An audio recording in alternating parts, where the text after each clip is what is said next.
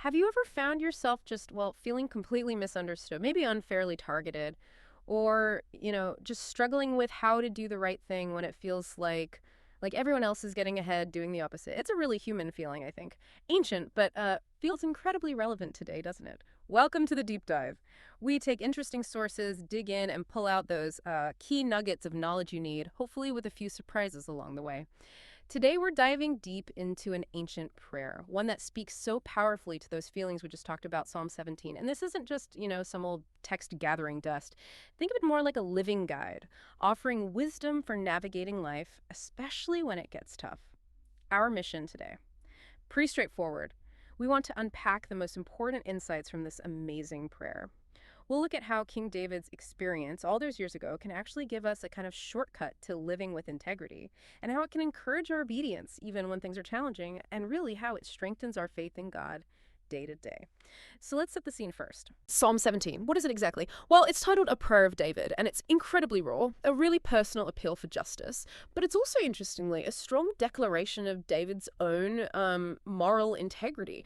Right from the start, he just cries out to God, "Hear the right, O Lord, attend unto my cry, give ear unto my prayer that goeth not out of feigned lips." He's essentially saying, God, listen, I mean this, I'm not faking it. It's that directness, isn't it? No beating around the bush. Exactly. And what's really striking is his confidence.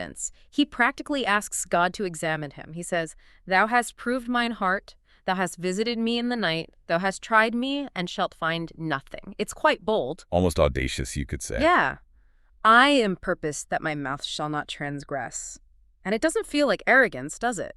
More like a plea. More like he's saying, look deeper, see my real intentions. Right. See my true character, even if the world doesn't get it. He's just laying himself bare. Then he shifts, asking for God's protection with this really vivid language. "Keep me as the apple of the eye. Such intimate imagery. Hide me under the shadow of thy wings." It paints this picture of incredibly tender care. But then contrast that with how he describes his enemies. Stark, almost menacing. Oh yeah, he doesn't hold back there. He calls them arrogant, self-satisfied, and close in their own fat. With their mouth they speak proudly. And like predators, like as a lion that is greedy of his prey, powerful, cruel, relentless. You really feel the threat he's under. You do. But the psalm doesn't end there, wallowing in the problems. It finishes with this amazing contrast. David acknowledges, yeah, the wicked might get their portion in this life. They seem to win temporarily. That's such an honest observation. We see that. We do, but then David pivots. His hope isn't earthly. He says, "As for me, I will behold thy face in righteousness. I shall be satisfied when I awake with thy likeness." Wow. From distress to this ultimate, eternal satisfaction. And that's what makes this psalm so fascinating, I think. It's way more than just a king crying for help. It's this deep meditation on navigating a world where, let's be honest, it often looks like the unjust are winning, where things feel unfair. It offers this profound wisdom that, frankly, feels like it could have been written yesterday. It's a spiritual compass for us. Absolutely. So let's unpack that wisdom because it feels so relevant right now. First, this whole idea of integrity. David appeals to God based on his integrity, even when it's not getting him anywhere in the world. What's the deeper message there for us? Well, the shortcut David chose us isn't about being seen as perfect by everyone else. It's about radical honesty with God, about your heart's direction. Even when people misunderstand you or judge you unfairly, it's realizing that God's view isn't something to fear. It's actually your refuge, your advantage. So when he says, "Thou hast proved mine heart and shalt find nothing," it's not about being sinless. Exactly. It's not sinlessness. It's about the fundamental direction of his heart, his commitment towards God's ways, sincerity over perfection. And this cuts through all the noise, public opinion, appearances. It gets you straight to what God sees. And that's how you build that deep integrity that doesn't waver with circumstances. It strengthens your commitment, your obedience, even when it's hard. It builds this quiet confidence, really, that the world can't touch. That's foundational for real faith. It's so powerful that he's not pretending to be flawless. He's bold, yes, but honest. It feels like he's giving us permission to just be real with God. Totally. He models this incredibly personal, honest relationship. You don't need to put on a show for God. Bring your pain, your fears, your confusion. No pretense needed. God can handle it. You don't need the perfect words. Not at all. Think about that. No need for a polished script, this kind of raw honesty. It builds genuine intimacy and trust with God. That's incredibly strengthening for your faith. It shows that real obedience isn't just outward actions, it's about inner truth. Okay, and what about that beautiful imagery of God's protection? Apple of the eye, shadow of thy wings. It sounds so gentle. Oh, it's much more than just pretty words. In ancient Hebrew, this language conveys incredibly deep, close, almost parental care. Parental, right. Yeah, to be the apple of the eye, that means you're uniquely precious, guarded like the most vital, vulnerable part of yourself, instinctively protected. Like how you protect your own eye. Exactly. And under the shadow of thy wings. It's that image of a mother bird sheltering her chicks. Total vulnerability met with fierce protection. It shows God's care isn't distant or vague. It's personal, vigilant, tender. Understanding that can really boost our faith, right? Knowing God is intimately involved, ready to shelter us when we turn to Him, it encourages us to lean in, especially when we feel exposed. And David faces something we still see. Sometimes people who, let's say, cut corners or ignore moral rules, they seem to prosper. They get their portion in this life. How does the psalm help us not get caught up in envying that? Because it's tempting. It is tempting, and this psalm directly tackles that. It's a radical challenge to just focusing on the here and now, on outward success.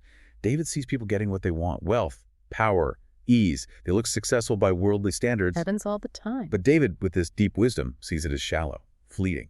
His insight is that these temporary wins aren't the real prize. They can even be a distraction. He contrasts it so sharply with his eternal hope. That's a massive perspective shift. So it reframes success entirely. Absolutely. And that's crucial for strengthening faith. When you're tempted by the world or feel like doing the right thing isn't paying off immediately. It reminds us God's justice, His reward, is bigger and lasts forever. It's a powerful reason to stick to obedience, even when it feels like the harder road. It's about the long game, you know? Which leads right to the heart of it, I think. That real satisfaction, the deep kind, comes from God Himself, not from stuff or worldly wins. That's it, exactly. The end of the psalm nails it. David's ultimate hope. It's not riches, not revenge, not even just earthly peace. It's seeing God and being like Him. Wow. That's the core. Real lasting joy comes from being aligned with God's character, experiencing His presence, being transformed. It's like the ultimate detox from materialism and just chasing temporary highs. Yeah, chasing likes or followers or... Exactly. It's a powerful motivator for obedience, knowing that living God's way leads to the deepest fulfillment. This inner alignment, this longing for God, that's the bedrock of strong faith that circumstances can't shake. So, okay, let's bring this home. What does this ancient wisdom mean for us today? Living now in our world where maybe the wrong things seem rewarded sometimes. Well, first, it means we have to consciously choose to stay grounded in values, not just what's popular or easy. In your job, in relationships, even online integrity matters. Psalm 17 reminds us, prioritize what God sees over what people think. Which isn't always easy. Not at all. But that focus fosters obedience, regardless of the pressure. It gives you solid ground in a world that shifts constantly. And it encourages us to talk to God like David did. Just honestly, no filter. Precisely. Drop the pretense. Stop trying to say the right things in prayer. Be real. Complain if you need to. Ask the hard questions. Share the struggles. God invites that authenticity, that kind of unfiltered talk. It builds trust. It deepens the relationship. And that is fundamental for strengthening your faith, knowing you're truly seen and heard. It also means we need that constant reminder. Don't confuse temporary success with real, lasting fulfillment. That trap is so easy to fall into. It really is. Status, wealth, ease. They can look like the ultimate goal. But Psalm 17 is like this flashing warning light. These can be distractions. What truly satisfies, what lasts, is being near God and living His way. Keeping that perspective is key for faith and for righteous living, especially when the world pushes a very different definition of success, often one that leads to feeling empty anyway. And what about when we feel attacked, unfairly accused? The instinct is to fight back, maybe even get dirty. David shows another way. He really does. When you're wrong, the temptation to lash out, seek immediate revenge, it's strong. Understandably so. But David models laying your case before God, trusting Him to defend you, to bring justice in His time and His way. That takes serious trust. It does. It requires trusting God's timing and His righteousness. But it's also the path to real peace amidst conflict. It encourages obedience to God's principles, even when every fiber of your being wants to react differently. Which brings us back to that ultimate satisfaction David talks about.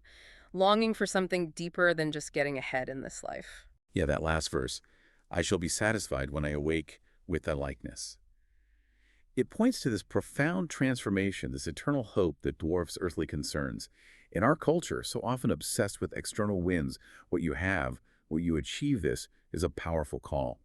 A call to pursue inner wholeness, that lasting connection with God, that longing for deeper joy, for God's character in us. That's the ultimate source of strength for our faith and our purpose. It's the goal of obedience, really, becoming more like Him and finding true satisfaction there. So this deep dive into Psalm 17 really pushes us, doesn't it? To live with unwavering integrity, speak honestly to God, warts and all, and to trust that the deepest satisfaction, the real win, isn't found in worldly victories, but actually in becoming more like Him. So here's something to think about. In your own life, how might embracing that radical integrity, that honest prayer we see in Psalm 17, encourage your obedience and truly strengthen your faith in God? Especially maybe when that temporary worldly success looks really tempting.